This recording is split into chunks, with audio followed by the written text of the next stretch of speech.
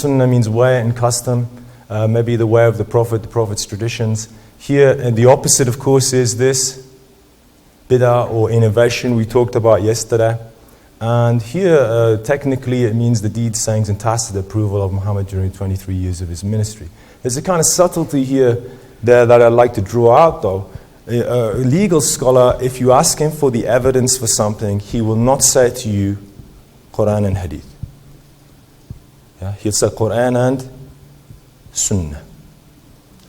This is a question that is raised for us then. What is the difference between Hadith and Sunnah? Is there a difference in actual fact? According to the definition, it's pretty much the same thing. But let's illustrate it from a different way.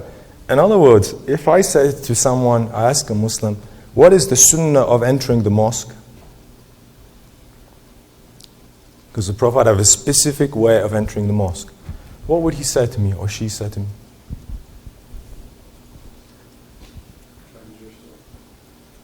You enter with the right foot first. Okay? And you exit with the left foot. Okay? Entering and exiting. So that's the Sunnah of the Prophet. How do I know? From Hadith, exactly. The Hadith is the evidential source that provides Sunnah. And if we were looking at it carefully, what Dr. Maria was really telling us yesterday with the text and then the chain of narration, it's really what the Hadith is a recording mechanism. Yeah? It's a recording mechanism that was essentially initially oral, but then was written down and became a literary kind of development. From those evidences, and what the key thing for the Muslim, of course, is that the Hadith may potentially contain a source of extra qur'anic revelation. It may potentially contain a source of extra qur'anic revelation. Because the question really with Hadith is, was the Prophet just receiving the Qur'an? Or did he receive other stuff too?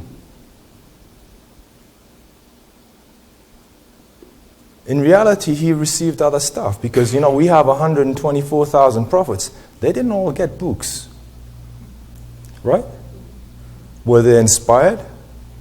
They were inspired. Yeah? So revelation doesn't necessarily have to come in a textual form. And for some prophets it did. But inspiration also came to them in other ways. Like we were mentioning that the prayer in Quran, prayer 5 times a day, it's kind of the basics. Everyone knows this is the 5 pillar stuff. That prayer 5 times a day is only mentioned in terms of standing, bowing, and prostrating in the Quran. That's it. Some things about time, 3 times are mentioned, not 5 actually.